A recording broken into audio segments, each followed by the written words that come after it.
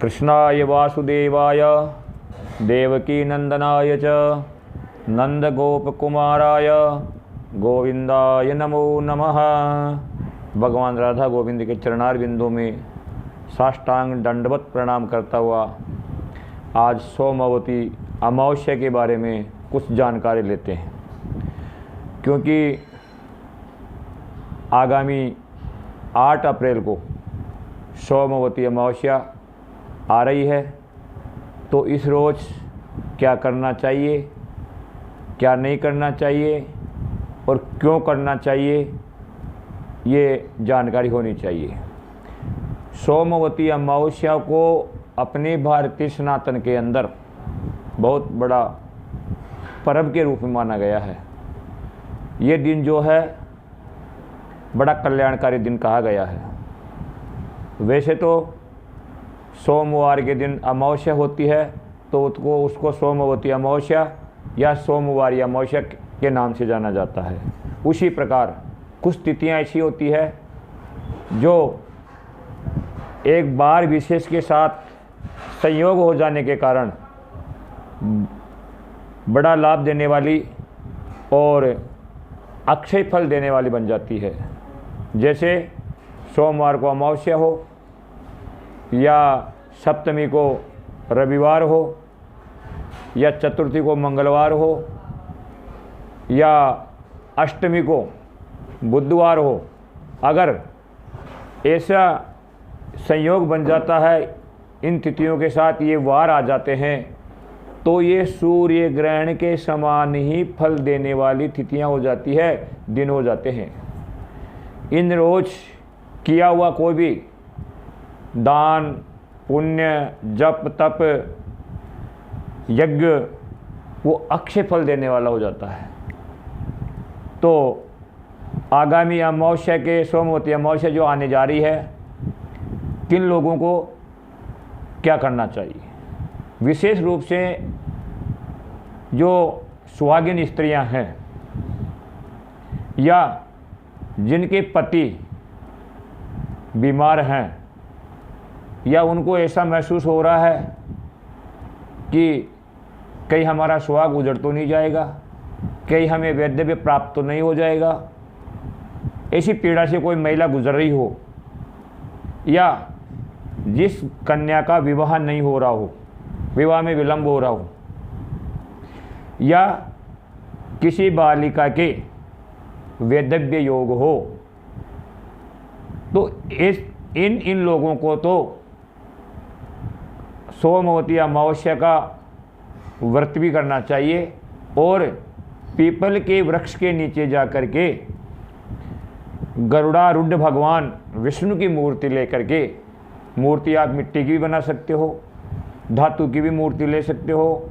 अगर आप अच्छा पैसे वाले या अच्छा पैसा खर्च कर सकते हो पूजा में, तो सोने चांदी की मूर्ति बनवा कर भी आप पूजा कर सकते हैं। इसका विधान इस प्रकार है, पीपल के वृक्ष की जड़ के नीचे गाय के गोबर से थोड़ा बहुत लेपन करके उसके ऊपर धान्य का अष्टकमल बनाकर कलश स्थापित करें और नारियल लगा करके, वस्त्र लगा करके, पंचपल्लव आदि लगा करके भगवान विष्णु की मूर्ति उस कलश के ऊपर विराजमान करें।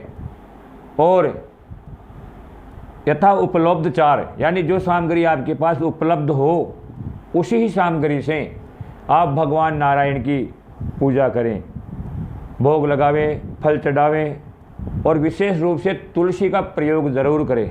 जो भी अगर मंजरी युक्त तुलसी हो तो ज़्यादा फल देने वाली होती है। अगर भगवान नारायण की पूजा करके 108 प्रदक्षिणा उस पीपल के वृक्ष के साथ ही भगवान नारायण की करनी है और 108 फल पीपल के जड़ में नारायण की अर्पण करना है। और जब आप परिक्रमा कर रही हो या कर रहे हो, इसमें पुरुष वर्ग भी ये काम कर सकते हैं। ऐसा नहीं है कहीं पे भी कि महिला यही ये पूजा करे। जब आप परिक्रमा करते हो तो जब आपका पैर उड़ता है और वापस रखा जाता है, तो इस परिक्रमा मार्ग में चलते समय आपका जितने कदम आप चलते हो उतने ही जन्मों का पाप आपका क्षय हो जाता है, क्षीण हो जाता है। और इस व्रत के प्रभाव से अगर किसी कन्या के वैधव्य योग है तो वो समाप्त हो जाता है। किसी लड़की का विवाह देरी से हो रहा है, अच्छा योग्य वर नहीं प्राप्त हो रहा है, तो इस पूजा से उसकी जल्दी विवाह होने का योग बन जाता है और अच्छा सुयोग्य वर प्राप्त होता है। किसी महिला के अगर पति बीमार है और उसको ऐसा जान पड़ रहा है कि निकट भविष्य में मेरे ऊपर पहाड़ टूटने वाला है, मेरा पति मेरे को छोड़ के जाने वाला है, मैं इसको दीर्घ आयु कैसे प्रदान करूं, दीर्घ जीवी कैसे बनाऊं, तो ये सोमवती अमावस्या का व्रत करके, भगवान नारायण की पूजा करके, इसका जो व्रत है उसके प्रभाव से आप सौभाग्यवती बनी रह सकती है और आपने अपने पति को दीर्घायु प्रदान कर सकती है। ऐसी एक कथा मिलती है कि जब महाभारत का युद्ध समाप्त हो चुका था और सब राजा मारे जा चुके थे, राजा अभिषेक युधिष्ठिर का हो चुका था, तब जाकर के जो सरसैया पर भीष्म पितामह लेटे हुए थे, तो जाकर के युधिष्ठिर रोते हैं और कहते हैं कि हे पितामह, इस समय संसार के अंदर केवल बालक, वृद्ध और आतुरा तर जो राजा हैं वही बचे हुए हैं। सब युवा जो राजा थे, जो पराक्रमी थे, वो सब मारे जा चुके हैं। बालक मानी छोटे बच्चे, वृद्ध जो युद्ध में भाग नहीं ले सके थे, ऐसे राजा बचे हैं। जो बालक थे वो बचे हैं, यानी आतुर जो किसी बीमारी के कारण परेशान थे और वो युद्ध में नहीं भाग ले सके, ऐसे लोग बचे हैं। हम केवल 5 भाई बचे हैं। और जो उत्तरा के गर्भ में बालक है वो भी अश्वत्थामा के अस्त्र के द्वारा प्रताड़ित है और उसकी जो स्थिति है वो नाजुक है। उसने ब्रह्मास्त्र का प्रयोग करके उस बालक को या उस पिंड को गर्भ के अंदर ही निर्दग्ध कर रखा है। तो आप मेरे को ऐसी कोई उपाय बताइए जिसके द्वारा मैं इन पापों से मुक्ति भी पा जाऊं और जो उत्तरा के गर्भ में बालक पल रहा है वो दीर्घजीवी होवे और स्वस्थ होवे। तब भीष्म पितामह कहते हैं कि हे युधिष्ठिर, तुमने उचित ही प्रश्न पूछा है, क्योंकि ये प्रश्न अभी तो आपके लिए है, लेकिन आने वाले भविष्य में कलयुग के अंदर ये जन जन का प्रश्न होगा और प्रत्येक प्राणी को अपने आप को पापों से दूर रखने के लिए या पापों से मुक्ति पाने के लिए ये प्रश्न आपका उनको मुक्ति दिलाएगा। तो मैं जनहित के लिए आपको बताता हूँ कि आप उत्तरा को सोमवती अमावस्या का व्रत कराइए, क्योंकि सोमवती अमावस्या के व्रत के द्वारा वो अपने पुत्र को दीर्घजीवी तो बनाएगी ही, वो शिशु आराम से जन्म ले पाएगा और अच्छा प्रतापी एवं जन कल्याण की भावना रखने वाला एवं जन जन को मुख पे रहने वाला बालक उत्पन्न होगा। इस प्रकार का जब भीष्म पितामह ने युधिष्ठिर को समझाया तो उत्तरा के द्वारा युधिष्ठिर ने सोमवती का अमावस्या का व्रत करवाया और उसके प्रभाव से उनके गर्भ में जो बालक था, जिसको आप परीक्षित के नाम से जानते हैं, वो बालक उत्पन्न हुआ और उस परीक्षित के कारण ही आज आप नाना प्रकार के भगवत प्रेमी देखते हो। या भागवत का जो उपाख्यान है ये उन्हीं ही की देन है। उन्होंने ही अपने अंतिम 7 दिनों के अंदर भागवत कथा का श्रवण किया और वही भागवत कथा आज जन जन का कल्याण कर रही है। ऐसा पुत्र हुआ। साथ ही भीष्म पितामह ने बताया कि एक नगरी है, उस नगरी का नाम है कांचवती।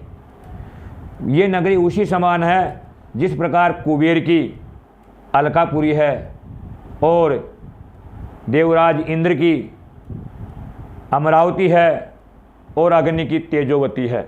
उसी प्रकार से प्रकाशमान एवं बड़ा कल्याणकारी नगर है, जिसमें एक इंद्रसेन नाम का राजा राज करता है और इस राजा के राज्य में एक देवस्वामी नाम का ब्राह्मण रहता है और उसकी जो पत्नी है उसका नाम है धनवती। ये लक्ष्मी के समान स्वरूप वाली है और अच्छे कर्म करने वाली है। इस देवस्वामी जो ब्राह्मण है, इसके 7 पुत्र हैं, 7 पुत्रों का विवाह हो चुका है और एक पुत्री है धनवती, जो अभी अविवाहित है, कुंवारी है। एक रोज़ कोई भिक्षुक ब्राह्मण इनके घर भिक्षा मांगने के लिए आता है। तो ये जो धनवती ब्राह्मण की पत्नी थी, इन्होंने अपने 7 पुत्र वधुओं को एक एक करके भिक्षा देने के लिए उस ब्राह्मण को भेजा। तो ब्राह्मण ने इन 7 पुत्र वधुओं को आशीर्वाद दिया सौभाग्यवती रहने का, कि तुम्हारा अखंड सौभाग्य रहे और तुम यश कीर्ति को प्राप्त करो। इस प्रकार का नाना प्रकार का आशीर्वाद दिया। और जो अपनी पुत्री थी गुणवती, उसको भी भिक्षा लेकर के ब्राह्मण के पास भेजी कि बेटा तू भी जा कर के ब्राह्मण को भिक्षा दे और आशीर्वाद प्राप्त कर। जब ये भिक्षा देने जाती है, कौन? गुणवती। तो ब्राह्मण भिक्षा लेकर के कहता है कि तुम जो है ना, वो धर्म में आस्था रखने वाली और धर्म को धारण करने वाली बनो। ऐसा आशीर्वाद पा करके जो गुणवती थी, वो तिरछी नज़रों से ब्राह्मण को देखती है और अपनी माँ को जा कर के कहती कि हे माँ, मेरे को इस ब्राह्मण ने अच्छा आशीर्वाद नहीं दिया। ब्राह्मणी अपनी पुत्री को लेकर के उस ब्राह्मण के पास पहुँचती है और कहती है कि महाराज, आपने मेरी पुत्री को ऐसा आशीर्वाद क्यों दिया। पुनः प्रणाम करवाती है और ब्राह्मण पुनः उसको धर्माशील धारण करने की आशीर्वाद देता है। तो ब्राह्मणी पूछती है कि महाराज, फिर आपने एक बार मेरी कन्या को अच्छा आशीर्वाद नहीं दिया। तो ब्राह्मण कहता है कि आपकी लड़की बड़ी सुयोग्य है, जिसका नाम गुणवती है, ये गुणों की खान है, लेकिन ये जब इसका विवाह होगा और सप्तपदी हो रही होगी, तभी ही जा कर के ये विधवा हो जाएगी। इसके वेदव्य योग लिखा हुआ है।